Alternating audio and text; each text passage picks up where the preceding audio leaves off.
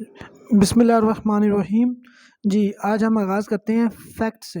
हम डेफिनेशन वाला जो चैप्टर है वो कर रहे थे कानून शहादत आर्डर 1984 के आर्टिकल 2 इंटरप्रिटेशन। उसमें से हमने एविडेंस तक कर लिया था। अब हम करते हैं fact. Fact includes anything, state of things और रिलेशन ऑफ थिंग्स। कोई भी चीज़ हो सकती है जिसका कोई स्टेट ऑफ थिंग वो किस हालत में है, या और रिलेशन ऑफ थिंग्स उसका रिलेशन क्या है, उसका दूसरी चीज़ों के साथ क्या रिलेशन है। ये capable of being perceived by the senses. ये इंसान की जो 5 सेंसेस होती हैं, हमारी 5 सेंसेस हैं ना, उससे हम परसीव कर सकें कि ये चीज़ इस हालत में पड़ी है, इसका ये उस दूसरी चीज़ के साथ रिलेशन है, वो एक फैक्ट होगी। ठीक है? Any mental conditions of which any person is conscious. कोई भी मेंटल कंडीशन जिसके बारे में एक इंसान कोई कॉन्शियस हो जाए, हाँ भी ये मुझे आवाज़ बाहर से आई है, ठीक है? बाहर से आवाज़ में इस पे यहाँ पे आपको एक एग्जांपल देता हूँ कि फॉर एग्जांपल आप कमरे में बैठे हो, बाहर से एक मोटर बाइक की गुजरने की आवाज़ आती है। वो आप जब देखते हैं कि यार ये 1 टू 5 की आवाज़ लगती है और इतनी तेज़ी के साथ गुजरा है ना, कभी ऐसा कभी हुआ नहीं हमारी गली में से कोई गुजरा हो। हुआ क्या कि जब आप बाहर निकलते हैं तो एक बंदा, एक मर्डर हुआ होता है। तो आप उस बाइक से जो तेज़ी से गुजरा, जिसकी आवाज़ एक जो रूटीन में नहीं आप सुनते थे, देखी आवाज़ सुनी आपने, तो आप इससे अंदाज़ा लगा सकते हैं कि ये हो सकता है कि ये जो मर्डर है उसी बंदे ने किया हो जो इस दर यहाँ से मोटर बाइक पे या 1 टू 5 से एक पे गुजरा है। ठीक है? ये एक मेंटल कंडीशन जो होती है कि which any person is conscious. इसकी इलस्ट्रेशन देखते हैं। That there are certain objects arrange in a certain order. कुछ सर्टेन ऑब्जेक्ट्स हैं, अशिया अरेंज वो तरतीब से पड़ी हुई हैं इन सर्टेन ऑर्डर में, एक ख़ास तरतीब से, इन अ सर्टेन प्लेस, किसी ख़ास जगह पर। वो भी एक फैक्ट है। जैसे आप बेडरूम में बैठे हुए हैं, एक तकिया जो है वो एक बेड पे पड़ा हुआ है, एक ख़ास तरतीब से पड़ा हुआ है। उसके ख़ास एक दूसरी यानी कि उसके साथ बेड शीट है, उसकी ख़ास पोजीशन होगी। समटाइम तकिए की पोजीशन क्या होती है, लेफ़्ट राइट से यानी कि इधर-उधर होता है। ये एक फैक्ट है कि उस वक़्त बेड पे जो चादर थी उसकी क्या पोजीशन थी, कंबल था, नहीं था, ये आपस में चीज़ों का रिलेशन, ये सारा एक फैक्ट है। दैट मैन हर्ड और सा समथिंग इज़ अ फैक्ट। ये भी एक फैक्ट है। अगर एक मैं कमरे में बैठा हुआ हूँ, मैं अगर कोई आवाज़ सुनता हूँ, ये एक फैक्ट है। बाहर से मैं ट्रक के तेज़ गुजरने की आवाज़ सुनता हूँ, ये एक सा मैंने सुना, हर्ड मैंने किया, ठीक है? और इसके बाद अगर मैं कोई चीज़ देखता हूँ कि अपनी कमरे में बैठा हुआ है, एक हम अपनी अलमारी से मैं बाहर झाँक कर देखता हूँ कि एक बंदा गुजरा है, उसके हाथ में एक खंजर था। तो ये एक मैंने एक फैक्ट है जो मैंने देखा। That a man said certain words, एक सर्टेन वर्ड्स अगर कहा जाते हैं कि कोई भी, वो भी एक फैक्ट है। आगे हम ये पढ़ते हैं। That a man has a certain reputation is a fact. अगर एक इंसान की एक रेपुटेशन है तो मुआशरे में वो भी एक फैक्ट है, वो उस रेपुटेशन से जाना जाता है। ठीक है ना? इमरान खान की एक रेपुटेशन है। जितने भी पॉलिटिशियन उनकी एक अपनी अपनी एक रेपुटेशन है। जितने भी शरीफ इंसान भी आप देख लें, किसी हम हमारे मोहल्ले में कोई मौलवी है, कोई पॉलिटिशियन है, कोई उस्ताद है, उनकी एक रेपुटेशन है। उस्ताद की एक अपनी रेपुटेशन होती है, और जो जो क्रिमिनल्स हैं उनकी एक अपनी नेगेटिव रेपुटेशन होती है, वो उस रेपुटेशन से जाने जाते हैं। इस तरह वो भी जो रेपुटेशन है वो भी एक फैक्ट है। जी, इन दोनों को हम जो ई और एफ है ना, इनको हम छोड़ देते हैं। आगे चलते हैं इंटरप्रिटेशन में। जो आर्टिकल 2 जो है ना, उसका जो जो आर्टिकल है वो 2, वो हम देखते हैं। देखिए 2 चीज़ें होती हैं, एक होता है relevant of fact, fact in issue. Fact in issue, relevant fact. अब आपने ये दोनों देखना है। एक फैक्ट इन इशू क्या होता है और रेलिवेंट फैक्ट क्या होता है, ये हम देखेंगे अब इसमें। गोली मारी, बंदा मार दिया, ठीक है ना? ये एक फैक्ट इन इश्यू है। अब रेलेवेंट फैक्ट क्या है? मरने या मारने से पहले क्या हुआ? क्या मरने से पहले क्या हुआ था? उसने बंदा क्यों मारा? और उसके बाद क्या हुआ? ये रेलेवेंट फैक्ट है। ये आपको आप एग्जाम्पल से देने से आपको समझ आ गई होगी फैक्ट इन इशू और रेलेवेंट फैक्ट में फ़र्क क्या है। चलिए, आप इन्होंने जो डेफिनेशन दी है ना, अब हम पढ़ लेते हैं। One fact is said to be relevant. एक फैक्ट को रेलिवेंट तब कहेंगे टू अनदर, दूसरे के साथ, when the one is connected with the other, दूसरे के साथ connected in any of the ways refer to in the परवीन ऑफ दिस ऑर्डर। जो इस ऑर्डर की, कानून शहादत ऑर्डर 1984 की प्रोविजंस में जितने भी जो आर्टिकल 18 से लेकर 69 तक जो प्रोविजन दी गई हैं उसके रिलेटेड कोई भी जो चीज़ वन इफेक्ट दूसरे फैक्ट के साथ रिलेटेड होगा तो वो क्या होगा, वो फैक्ट रेलिवेंट फैक्ट होगा। ठीक है, मैं दोबारा पढ़ देता हूँ कि one fact is said to be relevant to another, एक फैक्ट दूसरे से रेलिवेंट तब होगा when the one is connected with other, जब एक कनेक्ट है दूसरे के साथ, in any of the ways, वो तमाम तरीक़ों से refer to in the provision of this order, इस ऑर्डर की जो प्रोविजन में दी गए relating to the relevancy of fact. जो रेलिवेंसी ऑफ फैक्ट का चैप्टर है वो 18 से 69 तक है, उसमें जो दिए गए हैं उस वो यानी कि जो उससे रिलेटेड जो होंगी ना चीज़ें वो क्या होंगे, वो फैक्ट रेलिवेंट फैक्ट होंगे। रेलिवेंसी ऑफ फैक्ट में जितनी भी चीज़ उस तरह की नोयत की चीज़ें आएंगी जो आर्टिकल 18 से लेकर 69 तक वो रेलिवेंट फैक्ट होंगी। ठीक है, आगे हम पढ़ लेते हैं fact in issue. The expression fact in issue includes any fact from which either by itself or in connection with other facts, या तो वो खुद फैक्ट या आइदर बाय इटसेल्फ या खुद or in connection with other facts, या किसी दूसरे फैक्ट्स के कनेक्शन की वजह से द एग्जिस्टेंस, उसकी एग्जिस्टेंस, और नॉन एग्जिस्टेंस, उसकी नॉन एग्जिस्टेंस के वो पाया जाता है या नहीं पाया जाता।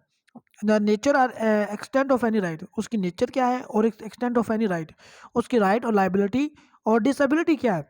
असर्टेड, उसको असर्ट किया जाता है या डिनाई किया जाता है। असर्ट यानी उसको यानी कि माना जाता है, या डिनाई किया जाए उसका इनकार किया जाता है। इन एनी सूट और प्रोसीडिंग, से सूट में या प्रोसीडिंग में नेसेसरीली फॉलोज, उसको हम क्या कहेंगे, फैक्ट इन इशू कहेंगे। फैक्ट इन इशू की डेफिनेशन हम यहाँ इसकी एक्सप्लेनेशन है यहाँ पे, वेन एवर, जब कहीं, under the provision of the law for the time being in force, जब भी लॉ की प्रोविजंस के तहत for the time being in force relating to the civil procedure, procedure के रिलेटेड, सिविल प्रोसीजर जो दीवानी कानून है उसके related, any court records an issue of fact, कोई फैक्ट इशू ऑफ फैक्ट को रिकॉर्ड करती है, the fact to be asserted, या तो उसको डिनाई किया जाता है या माना जाता है, असर्टेड माना जाता है, या or denied in the answer to such issue, उस इशू के रिलेटेड, उस इशू के आंसर में, उसके जवाब में उसको या तो इनकार किया जाएगा उससे या मान लिया जाएगा। वो क्या होता है, फैक्ट इन इशू है। फैक्ट इन इशू की जज साहब पूछते हैं कि जी मोहतरम आपने ये कत्ल किया है, ये कत्ल हुआ है, फलां बंदे के एक का कत्ल हुआ है, आपने किया है, कहता यस, या तो उसको असर्ट कर लिया गया, मान लिया गया, या नहीं माना गया, या उसको डिनाई करता मैं नहीं करता। ठीक है, ये देखें, ए आगे इसकी इलस्ट्रेशन पढ़ते हैं। A is accused of the murder of B, A एक इज अक्यूज्ड है, उस पर इल्ज़ाम है कि उसने बी का मर्डर किया है। At his trial the following facts may be in issue, the following fact may be in issue हो सकते हैं। That A caused B, that B के ए ने बी की मौत की है। That A had intended to cause B that B B's death, के ए इंटेंशन रखता था बी को मारने की, ये भी एक फैक्ट इन इशू हो सकता है। That A had received grave sudden provocation from B, के बी ने के उस ए को ऐसी कोई बात की है जिससे वजह से उसको सडन प्रोवोकेशन यानी कि बहुत शदीद गुस्सा उसको आया जिसकी वजह से ए ने बी को मार दिया।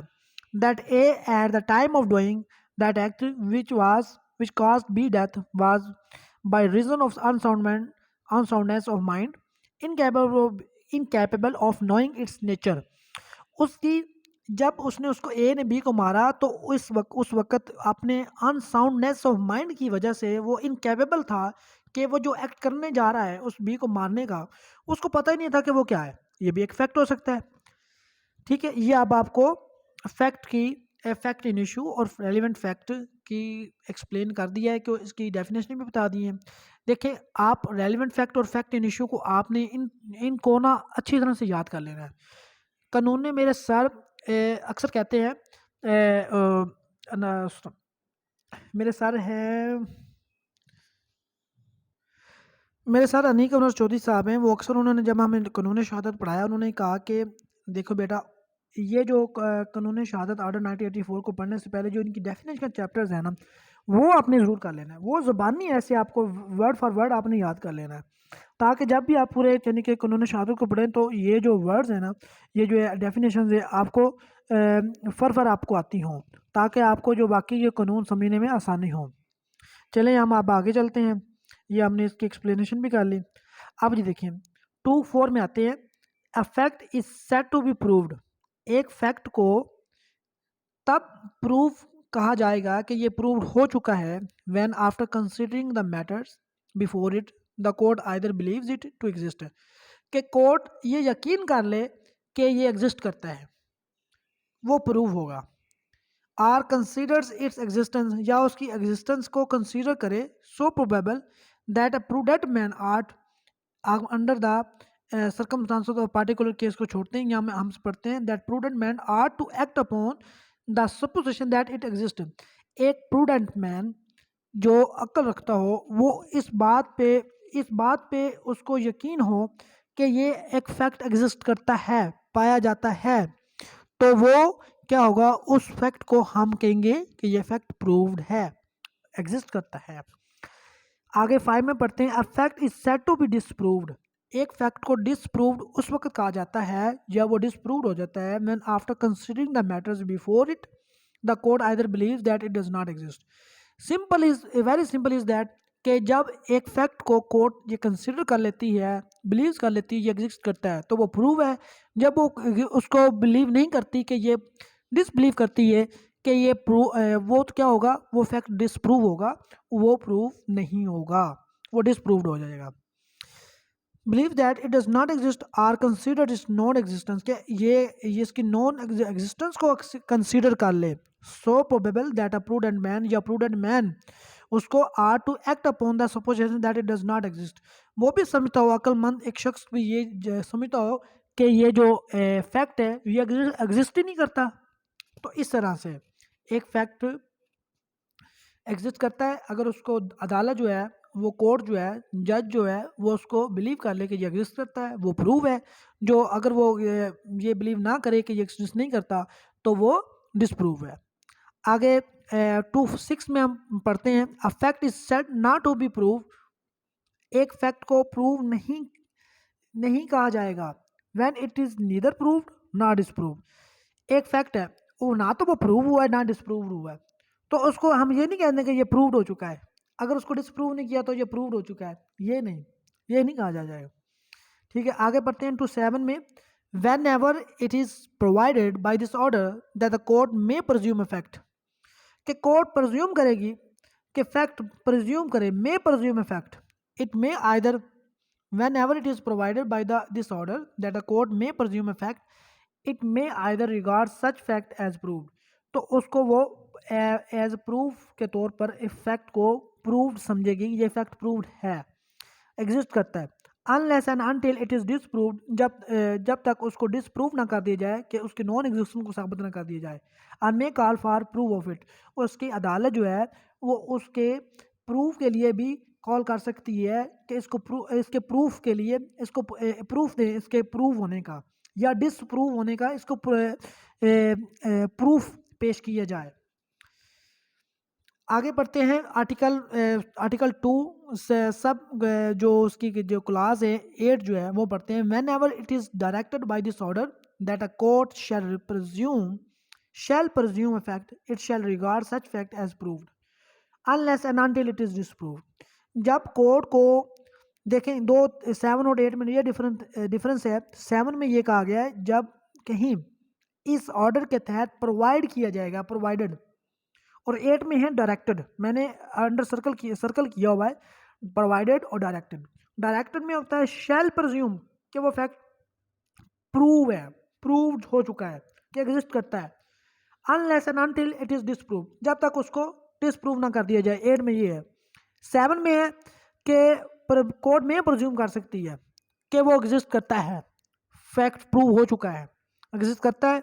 और unless and until it is disproved, या उसको उसके प्रूफ के लिए कोर्ट क्या कर सकती है, बुला सकती है। कोर्ट कह सकती है कि आप इसका प्रूफ करें, प्रूफ दें। अच्छा, आगे 9 पढ़ते हैं, when one fact is declared by this order to be conclusive proof an another.